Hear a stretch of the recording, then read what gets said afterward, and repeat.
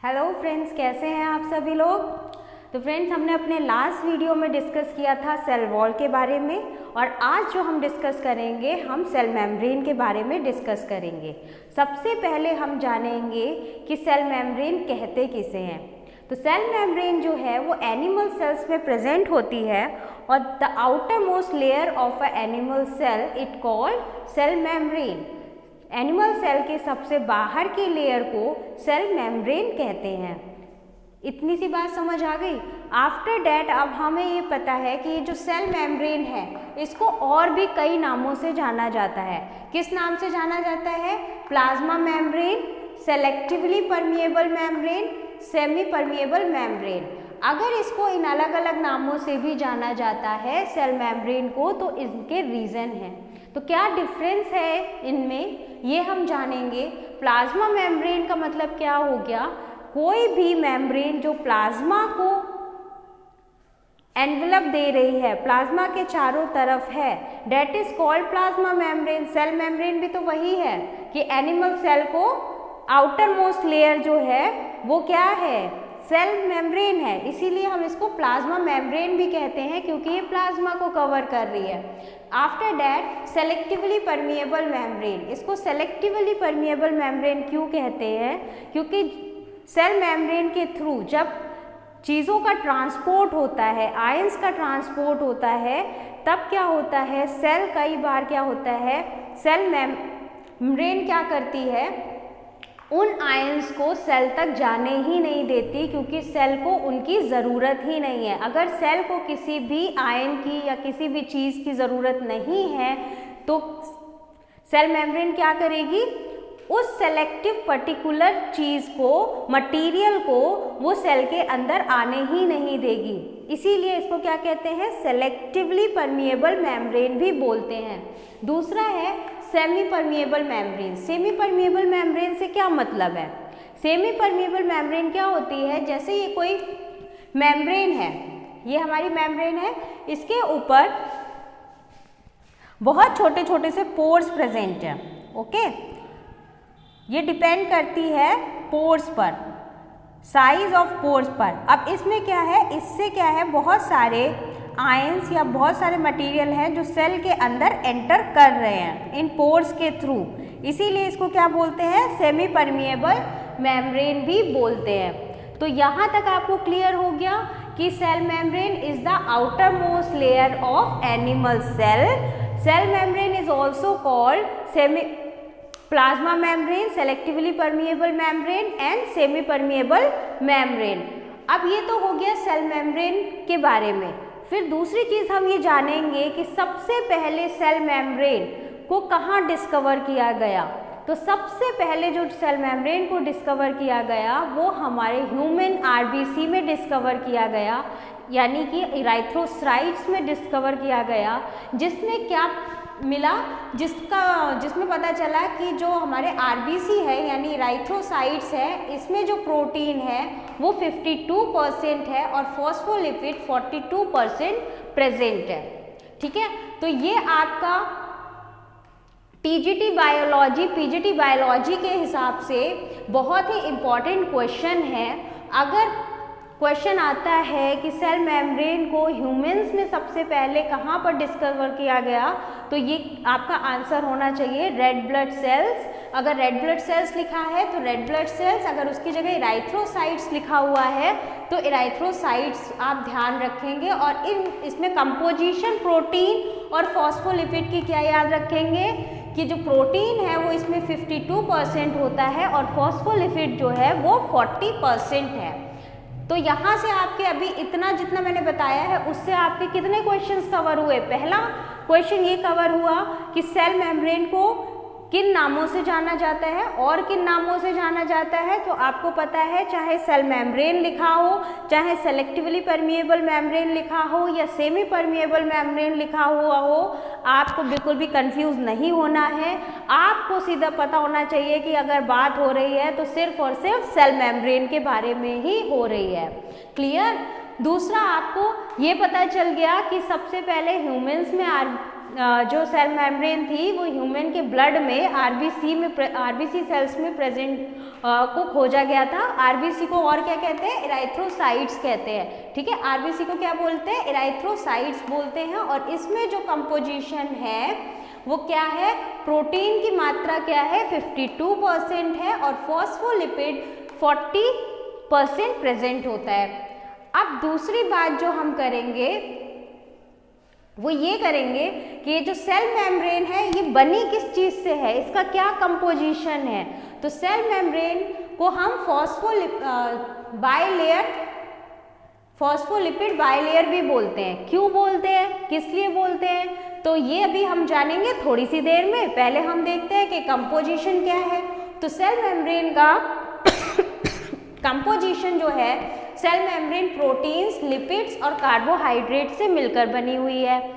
अब इसमें 60 to 80% जो है वो प्रोटीन प्रेजेंट होता है, 20 to 40% लिपिड प्रेजेंट होता है और 2 to 10% कार्बोहाइड्रेट प्रेजेंट होता है। तो कंपोजिशन से हमें क्या पता चला कि सेल मेम्ब्रेन जो है वो प्रोटीन, कार्बोहाइड्रेट और लिपिड्स से मिलकर बनी हुई है।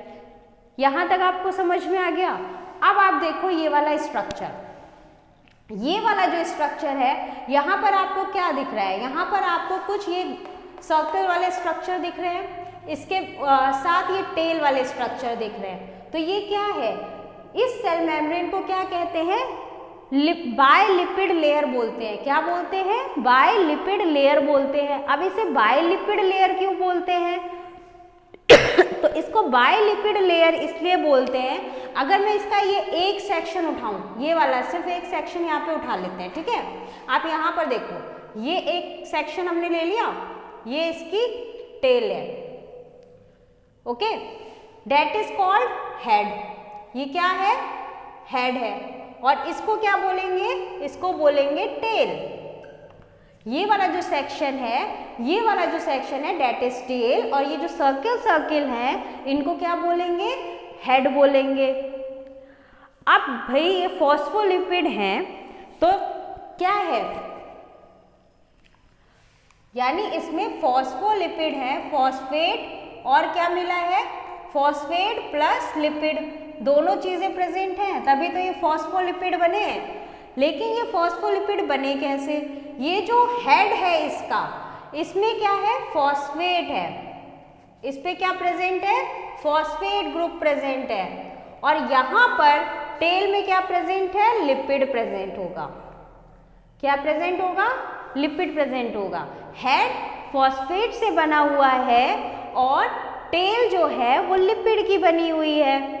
अब आप देखो इसको बायलेयर क्यों कह रहे हैं? बायलेयर इसलिए कह रहे हैं क्योंकि जो हेड है वो क्या है? एक दूसरे के अपोजिट हैं। अरेंजमेंट आप इनका देखो, ये जो हेड है ये एक दूसरे के अपोजिट है ना, और टेल एक दूसरे के आमने सामने है।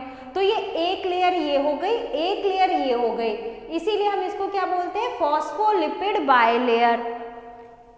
क्लियर? क्या बोला? Phospholipid bilayer. अब हम अगर पोलर हेड, इसकी हेड की बात करें, पता चला हेड जो है वो फॉस्फेट से बना हुआ है। और ये कैसा है बच्चों? ये पोलर इन नेचर है। कैसा है? पोलर इन नेचर है, मतलब कि ये हाइड्रोफिलिक है। कैसा होगा ये? हाइड्रोफिलिक होगा। हाइड्रोफिलिक मतलब वाटर लविंग होगा। अब आप ये वाला स्ट्रक्चर देखो, यहाँ पर आप देखोगे ये जो आपको पता है कि सेल है, सेल में मैंने आपको बताया था कि एक मेम्ब्रेन है। हर चीज जो है सेल की वो किससे बाउंड है? सबसे बाहर एक मेम्ब्रेन से बाउंड है। उस मेम्ब्रेन के अंदर क्या है? साइटोप्लाज्म प्रेजेंट है, और उस साइटोप्लाज्म के अंदर सेल ऑर्गेनेलीज प्रेजेंट है। उसके साथ साथ दूसरी न्यूक्लियस भी प्रेजेंट होगा। ठीक है, तो यहाँ पर अगर हम बात करें तो ये आप समझ लो, यहाँ पर क्या प्रेजेंट है? साइटोप्लाज्म प्रेजेंट है,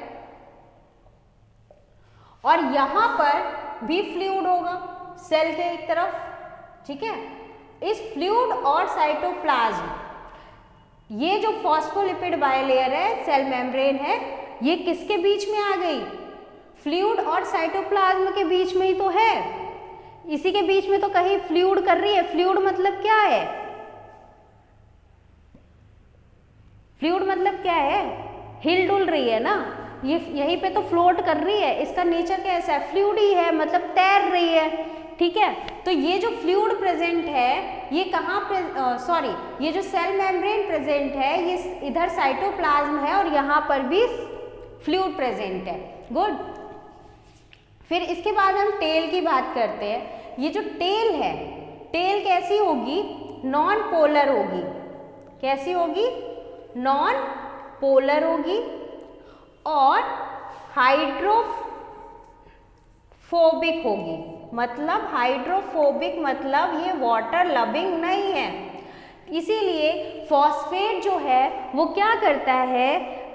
सेल के अंदर, सेल मेम्ब्रेन के थ्रू सेल के अंदर जितने भी मटेरियल आयंस ट्रांसपोर्ट होते हैं, उनको ट्रांसपोर्ट करने में हेल्प करता है, क्योंकि ये जो हेड है, ये जो फॉस्फेट ग्रुप है, ये कैसा है? ये वाटर लविंग है, हाइड्रोफिलिक है, पोलर है। लेकिन ये जो लिपिड टेल है, ये कैसी है? नॉन पोलर है। ये वाटर को बिल्कुल भी लव नहीं करती, इसको पानी बिल्कुल पसंद नहीं है, ये पानी के साथ बिल्कुल भी हिलेगी मिलेगी नहीं, कोई दोस्ती नहीं करेगी। तो ये कैसी है? हाइड्रोफोबिक है। यहां तक क्लियर हो गया आपको? फिर अब आप देखो, ये वाला जो स्ट्रक्चर है, ये जो मैंने आपको बताया, ये जो सेल मेम्ब्रेन का स्ट्रक्चर है, इसको क्या कहा जाता है? इसको फ्लूइड मोज़ेक मॉडल कहा जाता है। क्या कहा जाता है? फ्लूइड मोज़ेक मॉडल कहा जाता है। और आप इस फ्लूइड, इससे पहले भी लोगों ने बहुत सारे मॉडल्स दिए और भी बहुत सारे साइंटिस्ट हैं जिन्होंने सेल मेम्ब्रेन पर रिसर्च किया, लेकिन हमें क्या करना है? अपनी एनसीईआरटी के अकॉर्डिंग पढ़ना है। तो एनसीईआरटी में सिर्फ आपको फ्लूइड मोज़ेक मॉडल पढ़ना है। और ये फ्लूइड मोज़ेक मॉडल जो है वो किसने दिया था? सिंगर एंड निकोलसन ने दिया था। किसने दिया था? सिंगर एंड निकोलसन ने दिया था। अब इस फ्लूइड मोज़ेक मॉडल को हम और क्या कह सकते हैं? दूसरे नाम से भी जानते हैं, डेट इज सैंडविच मॉडल। इसको क्या कहते हैं? सैंडविच मॉडल भी बोलते हैं। तो यहां तक क्लियर हुआ कि इसको क्या बोलेंगे? फ्लूइड मोज़ेक मॉडल बोलेंगे। और फ्लूइड मोज़ेक मॉडल को किसने डिस्कवर किया? सिंगर एंड निकोलसन ने डिस्कवर किया। फ्लूइड एंड मोज़ेक मॉडल को सैंडविच मॉडल भी बोलते हैं। अब ये जो फ्लूइड मोज़ेक मॉडल है, इसका नेचर कैसा है? किस तरीके का है? तो इसका नेचर जो है वो कॉसी फ्लूइड है। कैसा है? कॉसी फ्लूइड है, मतलब जेली लाइक स्ट्रक्चर है। ओके, अगर नेचर की बात आती है तो कैसा है? कॉसी फ्लूइड है, जेली लाइक स्ट्रक्चर है। अब आप ये वाला स्ट्रक्चर देखो, आपको यहाँ पर ये पता चल गया कि यहाँ पर क्या है? ये फॉस्फोलिपिड बायलेयर है, जिसमें कि ये जो सर्किल वाला पोर्शन है, ये क्या है? फॉस्फेट ग्रुप है, हेड है, और ये जो टेल है ये लिपिड की बनी हुई है, यहाँ पर लिपिड है। अब क्या होता है बच्चों, इसमें देखो, इन लेयर के बीच में कहीं ना कहीं प्रोटीन्स एम्बेडेड रहते हैं। आपको मैंने कंपोजिशन में बताया था ना अभी कि cell membrane is made up of protein, lipid and carbohydrate. तो हम उसी की बात करेंगे। अब क्या है, यहाँ पर क्या है? ये जो प्रोटीन्स हैं, ये क्या है? ये इन्हीं सेल्स, इन्हीं पोलर हेड्स में, इन्हीं लिपिड, ये फॉस्फोलिपिड बायलेयर में एम्बेडेड रहते हैं, दबे हुए रहते हैं। और किस दो तरीके के प्रोटीन यहाँ पर प्रेजेंट होते हैं? फर्स्ट होता है इंट्रिंसिक प्रोटीन एंड सेकेंड होता है एक्सट्रिंसिक प्रोटीन। इसके अलावा आप ये कोलेस्ट्रॉल भी इसमें प्रेजेंट होता है। क्या प्रेजेंट होता है? कोलेस्ट्रॉल भी प्रेजेंट होता है। और यहाँ पर आप देख रहे होंगे एक ये वाला जो स्ट्रक्चर है, अगर जो शुगर, ये क्या है? शुगर है बेटा, क्या है ये? शुगर है। अगर शुगर जो है वो लिपिड यानी टेल के साथ अटैच्ड है, लिपिड यानी टेल के साथ अटैच्ड है, तो उसको क्या बोलेंगे? उसको बोलेंगे ग्लाइकोलिपिड। क्या बोलेंगे? Glycolipid. Glyco means sugar, lipid आपको पता है टेल है, ठीक है। तो ग्लाइकोलिपिड, अगर यही शुगर प्रोटीन के साथ अटैच्ड हो तब क्या बोलेंगे, इसको ग्लाइकोप्रोटीन बोलेंगे। क्या बोलेंगे, ग्लाइकोप्रोटीन बोलेंगे, ठीक है। फिर इस फ्लूइड मोज़ेक मॉडल में जो भी मूवमेंट होती है वो इस प्रोटीन के बीच में से ही हो रही है, ठीक है। यहाँ पर आपको ये पासेस दिख रहा है ना, चैनल दिख रहा है ना मूवमेंट के लिए, जो भी यहाँ से आयंस ट्रांसपोर्ट हो रहे हैं वो यहीं से हो रहे हैं। तो ये जो मूवमेंट ऑफ प्रोटीन है सेल मेम्ब्रेन के अंदर, ये किस तरीके की होती है, ये 2 टाइप्स की होती है। Movement of protein cell membrane के अंदर 2 टाइप की होगी। First flip flop movement and second जो है वो है transition movement. Flip flop movement and transition movement. तो फ्लिप फ्लॉप मूवमेंट क्या है, फ्लिप फ्लॉप मूवमेंट में क्या है, जब प्रोटीन जो है क्या है, फ्लिप फ्लॉप मूवमेंट में क्या है, जो प्रोटीन है जब सेल मेम्ब्रेन को क्रॉस करते हैं, सेल मेम्ब्रेन को क्रॉस करते हैं तब वो अपनी पोजीशन भी चेंज करते हैं। जब प्रोटीन सेल मेम्ब्रेन को क्रॉस करे और अपनी पोजीशन भी चेंज करे तो उसको क्या कहेंगे, फ्लिप फ्लॉप मूवमेंट कहेंगे। लेकिन जो दूसरा है ट्रांजिशन मूवमेंट, ट्रांजिशन मूवमेंट में क्या होगा, ट्रांजिशन मूवमेंट के अंदर प्रोटीन जो है क्या करेगा, वो सेल मेम्ब्रेन में मूव करेगा, सिंगल लेयर में मूव करता रहेगा, उसमें कोई भी पोजीशन में चेंज नहीं हो रहा है, सिर्फ मूवमेंट हो रही है, तो उसको क्या बोलेंगे, ट्रांजिशन मूवमेंट बोलेंगे। इसके बाद ये जो ट्रांसपोर्ट हो रहा है, आयंस का ट्रांसपोर्ट हो रहा है, ये भी 2 तरीके का होगा सेल मेम्ब्रेन के अंदर। एक होगा ऑस्मोसिस और दूसरा होगा थ्रू डिफ्यूजन। अब इन दोनों में क्या डिफरेंस है, ऑस्मोसिस का मतलब क्या है बच्चों, ऑस्मोसिस का रिलेशन है वाटर से, ठीक है। ऑस्मोसिस का मतलब है किससे, वाटर से है। और diffusion transport of gases, transport of gases. तो सेल मेम्ब्रेन के अंदर 2 तरीके के ट्रांसपोर्ट होते हैं, पहला होता है एक्टिव ट्रांसपोर्ट और दूसरा होता है पैसिव ट्रांसपोर्ट। एक्टिव ट्रांसपोर्ट में क्या होता है, जब भी कोई आयन लोअर टू हायर जाएगा, मतलब लोअर कंसंट्रेशन रीजन से हायर कंसंट्रेशन रीजन की तरफ आएगा, तो उसको क्या बोलेंगे, एक्टिव ट्रांसपोर्ट बोलेंगे। और इस ट्रांसपोर्ट में एटीपी यानी एनर्जी की रिक्वायरमेंट होगी। तो कौन से हमने 2 ट्रांसपोर्ट पढ़े, एक पढ़ा हमने एक्टिव ट्रांसपोर्ट, दूसरा पैसिव ट्रांसपोर्ट। एक्टिव ट्रांसपोर्ट में हमने पढ़ा कि जब भी सेल मेम्ब्रेन के थ्रू ट्रांसपोर्ट होता है from lower region to higher region, lower region to higher region, तब क्या होता है, एनर्जी की रिक्वायरमेंट होती है और इसको एक्टिव ट्रांसपोर्ट कहते हैं। तो पैसिव ट्रांसपोर्ट जस्ट इसका अपोजिट है। जब transport of material from higher to lower region होगा, कैसा होगा, हायर टू लोअर रीजन की तरफ होगा और इसके लिए किसी भी एटीपी या एनर्जी की रिक्वायरमेंट नहीं होगी। तो इस तरह के ट्रांसपोर्ट को हम क्या बोलेंगे, पैसिव ट्रांसपोर्ट बोलेंगे। और ट्रांसपोर्ट में वाटर का ट्रांसपोर्ट भी होगा, गैसों का भी ट्रांसपोर्ट होगा। जो वाटर का ट्रांसपोर्ट होगा उसके लिए जो टर्म यूज करेंगे डेट इज ऑस्मोसिस, एंड जो गैसेस के लिए टर्म यूज होती है डेट इज कॉल्ड डिफ्यूजन। उसे क्या बोलते हैं, डिफ्यूजन बोलते हैं। तो this is all about cell membrane. अब हम सेल मेम्ब्रेन का फंक्शन पढ़ लेते हैं। सेल मेम्ब्रेन का फंक्शन भी वही होगा जो सेल वॉल का है, कि ये क्या करता है, सपोर्ट देता है, प्रोटेक्शन देता है एंड शेप प्रोवाइड करता है। It provide shape, protection and support to the cell. और दूसरा इसका जो फंक्शन है डेट इज सेमी परमिएबिलिटी। क्या है, सेमी परमिएबिलिटी है। तब आज हमारा ये सेल मेम्ब्रेन का टॉपिक फिनिश हो गया है। इसके बाद हमारा जो नेक्स्ट टॉपिक होगा डेट इज साइटोप्लाज्म। साइटोप्लाज्म के बाद हम न्यूक्लियस पढ़ेंगे और ये हमारा सेल पूरा कंप्लीट हो जाएगा।